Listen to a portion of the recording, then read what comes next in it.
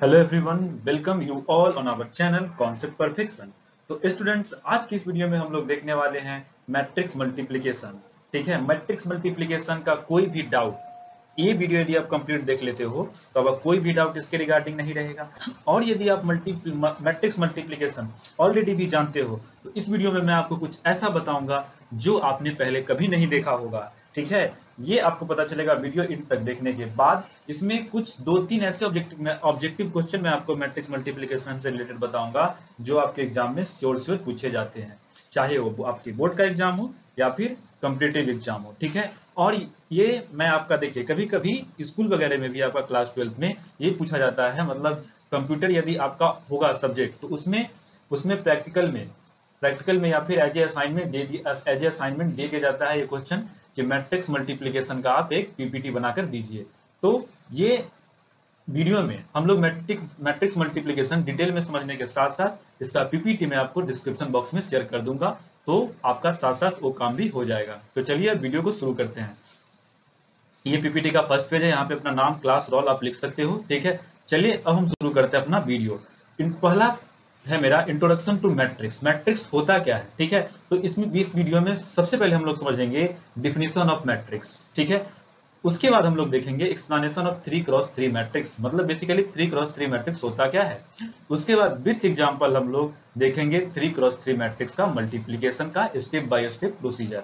तो ये आपका 3x3 मैट्रिक्स है। बेसिकली 3x3 मैट्रिक्स कहने का मतलब है वैसा मैट्रिक्स जिसमें 3 रोज और 3 कॉलम्स हो। अब बोलोगे आप रो क्या होता है, तो देखो ये जो आपको हॉरिजेंटल में एलिमेंट दिख रहा है ये हुआ रो।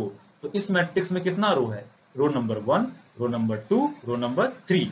और कॉलम्स का बात किया जाए तो जो वर्टिकल लाइन होता है, ये वर्टिकल डायरेक्शन में जो एलिमेंट है उसको बोलेंगे हम कॉलम।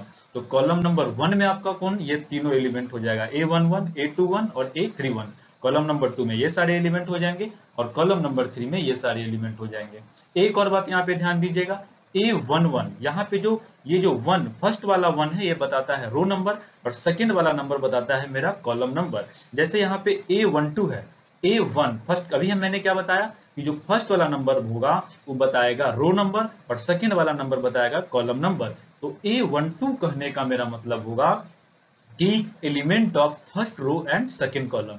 सिमिलरली यदि मैं बोलूं A23, तो A23 से आप क्या समझोगे कि element of second row and third column. चलिए तो अब आगे बढ़ते हैं। इसमें इंट्रोडक्शन टू, देखिए आप 3x3 मैट्रिक्स समझ गए। अब इंट्रोडक्शन टू मैट्रिक्स मल्टीप्लिकेशन। ठीक है, तो इसका जनरल रूल होता है, इसका बेसिकली ये रूल होता है कि दो मैट्रिक्स को आप तभी मल्टीप्लाई कर सकते हो जब number of columns in first matrix must be equal to number of rows in second matrix. मान लो दो मैट्रिक्स को आपको मल्टीप्लाई करना है, इसका आगे डिटेल आपको एग्जांपल देखने को मिल जाएगा। अभी के लिए मैं आपको बता दूं, दो मैट्रिक्स को आप तभी मल्टीप्लाई कर सकते हो, मान लो ए और बी दो मेरा मैट्रिक्स है, तो ए और बी को हम तभी मल्टीप्लाई कर सकते हैं जब मेरा number of rows in matrix A will be equal to number of columns in matrix B. Okay, एक बार फिर से बता दूं, number of rows number of columns in first matrix, मतलब बेसिकली ए और बी को हमको मल्टीप्लाई करना है। ए मल्टीप्लाई बाय बी कब डिफाइन होगा? जब number of columns in A will be equal to number of rows in second matrix, यानी मैट्रिक्स बी में। ठीक है, चलिए अब आगे बढ़ते हैं। अब इसमें देखो इसका स्टेप बाय स्टेप प्रोसेस क्या होता है। तो फर्स्ट प्रोसेस क्या होता है, हम लोग मल्टीप्लाई करते हैं, उसके एलिमेंट्स को सम करते हैं। ये आपको अभी समझ में नहीं आएगा, स्टेटमेंट को आप बस स्किप कर दो, अगले वाले स्लाइड पे आप खुद ब खुद ये समझ जाओगे। और उसके बाद हम लोग क्या करते हैं, सेकंड पॉइंट देखो, द रिजल्टेंट मैट्रिक्स Cij। यदि मान लो ए और बी हम दो मैट्रिक्स को मल्टीप्लाई करते हैं तो एक तीसरा मैट्रिक्स हमको सी मैट्रिक्स, मान लो सी नाम का एक तीसरा मैट्रिक्स मिलेगा। तो उसका यदि हम Cij मतलब जो रिजल्टेंट मैट्रिक्स होगा, मान लो हम उसको सी बोले, तो उसका ith रो और jth कॉलम का जो मैट्रिक्स होगा उसका जो सी मेरा रिजल्टेंट मैट्रिक्स है उसका ith row and jth column का एलिमेंट कब मिलेगा? जब हम मैट्रिक्स ए के ith रो और बी वाले मैट्रिक्स का jth कॉलम को हम मल्टीप्लाई करेंगे। तो यही बात यहाँ पे बोल रहा है, द रिजल्टेंट मैट्रिक्स एलिमेंट, जो रिजल्टेंट मैट्रिक्स होगा उसका एलिमेंट Cij मतलब ith row and jth column का element is found by summing the product of the element of ith row of first matrix and jth column of the second matrix. Okay, चलिए इसका example आपको यहाँ देखने को मिल जाएगा। जैसे देखिए यहाँ पे ए और बी दो 3x3 मैट्रिक्स दिया हुआ है, ठीक है। तो यहाँ पे मैट्रिक्स मल्टीप्लिकेशन कब डिफाइन होगा, जब यहाँ पे नंबर ऑफ कॉलम्स इन ए में देखो कितना कॉलम्स है 1 2 3, 3 कॉलम है। और देखो बी में नंबर ऑफ रोज कितना है 1 2 3, तो यानी number of columns in A is equal to number of rows in B. तो मेरा a multiply by B define है, यहाँ पे हम a और b को मल्टीप्लाई कर सकते हैं, ठीक है। और मैट्रिक्स मल्टीप्लिकेशन में कुछ और इंपॉर्टेंट पॉइंट है जो कि ऑब्जेक्टिव में पूछे जाते हैं, मैं आपको आगे चल के बताता हूँ, ठीक है। यहाँ देखो C11 यानी जो मेरा रिजल्टेंट मैट्रिक्स होगा उसके फर्स्ट रो और फर्स्ट कॉलम, मतलब बेसिकली इस पोजीशन का ये मेरा फर्स्ट रो और फर्स्ट कॉलम का एलिमेंट हुआ। तो जो रिजल्टेंट मैट्रिक्स होगा उसका फर्स्ट रो और फर्स्ट कॉलम का एलिमेंट हम कैसे निकालेंगे, आपको मैंने क्या बताया कि a मल्टीप्लाई बाई बी कर रहे हैं ना, तो a के आप जो मैट्रिक्स a है उसके आप फर्स्ट रो को पकड़ लो और उसको मल्टीप्लाई करते जाओ b के फर्स्ट कॉलम से, यानी 1 2 3 को हम मल्टीप्लाई करेंगे रिस्पेक्टिवली 9 6 एंड 3 से और उसको ऐड करते जाएंगे। 1 मल्टीप्लाई बाई करेंगे 9 plus 2 multiply by 6 and plus 3 multiply by 3, as you can see over here, जैसा कि आप यहाँ स्लाइड पर देख सकते हो। और फिर आप उसको सम करोगे तो आपको 30 मिल जाएगा। इसी तरीका से हम C12 निकालेंगे। चलिए आगे वाले स्लाइड पर मैं आपको दिखाता हूं। C12 निकालेंगे तो क्या करेंगे, C12 यानी first row and second column. तो इसमें बेसिकली हम क्या करेंगे, फर्स्ट रो है ना, तो ये जो आपका ए मैट्रिक्स है इसके फर्स्ट रो को पकड़िए और इसके जो बी है उसके सेकंड कॉलम को पकड़िए।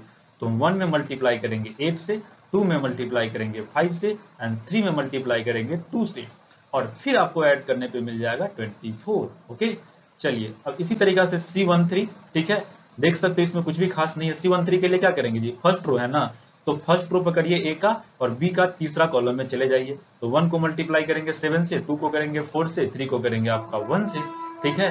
तो इसको आपको ऐड करने पे 18 मिल जाएगा। सिमिलरली आप निकाल सकते हो C21, C22, C33, ठीक है, C21, C22, C23, C31, C32 और C33, इस तरीका से आप यहाँ पे देख सकते हो, ठीक है। सिंपली वही स्टेप आपका रिपीट हो रहा है। इसको एक्सप्लेन करके फालतू का वीडियो को लंबा करने का कोई सेंस नहीं बनता, इसको आप खुद से करके देख सकते हो, ठीक है। चलिए अब यहाँ पे सारे एलिमेंट आपको मिल गया, ठीक है।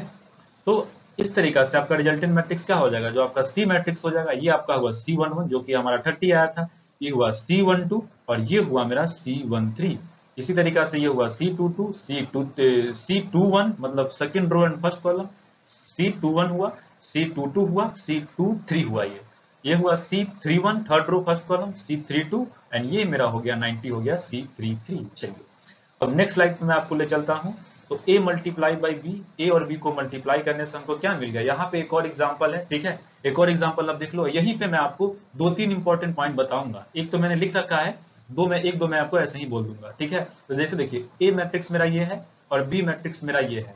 तो यहाँ बताओ A multiply by B define है कि नहीं, हम कैसे चेक करेंगे। नंबर ऑफ कॉलम्स इन ए देखो कितना है, 1 2 3 कॉलम, और बी में नंबर ऑफ रोज देखो 1 2 3। तो यानी number of columns in A is equal to number of rows in matrix B. Therefore, we will see that A multiplied by B is defined. Okay, are you getting me? Number of columns in matrix A is equal to number of rows in matrix B.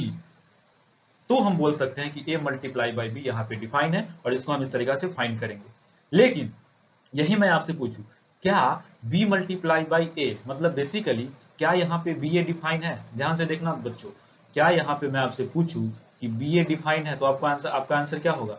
BA क्या यहाँ पे define है? BA यहाँ पे define है, बताइए जल्दी बताइए, क्या यहाँ पे BA डिफाइन होगा? BA तो आप क्या करोगे, सिंपली पहले आप नंबर ऑफ कॉलम्स काउंट करो, B में कितना है। तो B में कितना कॉलम, 1 2 कॉलम, सॉरी एक मिनट ध्यान दीजिएगा, B में कितना कॉलम, 1 और 2 कॉलम, B में 2 कॉलम। नंबर ऑफ रोज देख लीजिए, नंबर ऑफ रोज देख लीजिए आपका A में कितना है, 1 2। तो number of columns in B is equal to number of rows in A। तो यहाँ पे BA भी डिफाइंड है, ठीक है। हम लोग क्या चेक करते हैं basically, number of columns in first matrix is equal to number of rows in second matrix, तो वो मेरा डिफाइन होगा, ठीक है। तो इस तरीका से हम यदि AB को कैलकुलेट करते हैं तो 1 multiply by 1 plus 2 multiply by 3 plus 3 multiply by 2। ये वाला इस पोजीशन का C11 का एलिमेंट हमको मिल जाएगा। सिमिलरली C22 का निकालने के लिए हम क्या करेंगे, फर्स्ट रो में मल्टीप्लाई करेंगे इसके सेकंड कॉलम से। ठीक है, इस तरीका से आप यहाँ पे कैलकुलेट कर सकते हो। ठीक है, अब यदि हम इंपॉर्टेंट पॉइंट का बात करें तो देखो यहाँ पे क्या लिखा हुआ है, in the multiplication of two matrix the order of the resultant matrix is such that the number of rows is equal to the first matrix and the number of columns is equal to second matrix. मतलब यदि हम A और B दो matrix को multiply कर रहे हैं, ध्यान देना, यदि A और B हम दो मैट्रिक्स को मल्टीप्लाई कर रहे हैं तो जो हमको third matrix resultant matrix basically मिलेगा उसमें number of rose and columns क्या होगा। तो इसके रिगार्डिंग आपसे ऑब्जेक्टिव में भी क्वेश्चन पूछा जाता है बोर्ड में, समटाइम कॉम्पिटिटिव एग्जाम में।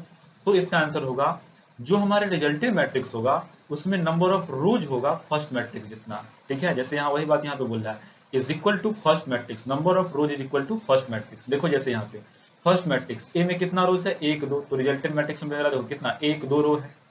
और जो नंबर ऑफ कॉलम्स होगा वो सेकंड वाले मैट्रिक्स के बराबर होगा। सेकंड वाले मैट्रिक्स में 2 कॉलम है तो यहाँ पे 2 कॉलम देखने को मिल रहा है। ठीक है, क्वेश्चन इस तरीके से पूछेगा कि 2x3 और 3x2 वाले मैट्रिक्स को हम मल्टीप्लाई कर रहे हैं तो जो आपका रिजल्टेंट मैट्रिक्स होगा उसका ऑर्डर बताइए। तो सिंपली इस ट्रिक से आप आंसर कर सकते हो। ठीक है, और मैट्रिक्स के मल्टीप्लीकेशन में ये जरूरी नहीं है कि आपका A multiply by B define है तो B मल्टीप्लाई बाई A भी डिफाइन होगा। ये एक और इंपॉर्टेंट पॉइंट है कि यदि A भी डिफाइन है तो जरूरी नहीं है कि BA भी डिफाइन होगा। ठीक है, तो स्टूडेंट्स आई होप आपको ये वीडियो क्लियर होगा। इस वीडियो में मैं बेसिकली मैट्रिक्स मल्टीप्लीकेशन से रिलेटेड हर एक पॉइंट को कवर करने का कोशिश किया। ठीक है, उम्मीद करता हूँ ये वीडियो आपको अच्छा लगा हो। ठीक है, और ये पीपीटी मैं आपको डिस्क्रिप्शन बॉक्स में दे दूंगा। यदि कॉलेज स्कूल वगैरह में आपको ये एज ए असाइनमेंट दिया जाता है तो आप सिंपली वहां से डाउनलोड करके सबमिट कर सकते हो। तो स्टूडेंट्स मिलते हैं अगले वीडियो में, till then bye bye, take care of yourself, जय हिंद जय भारत।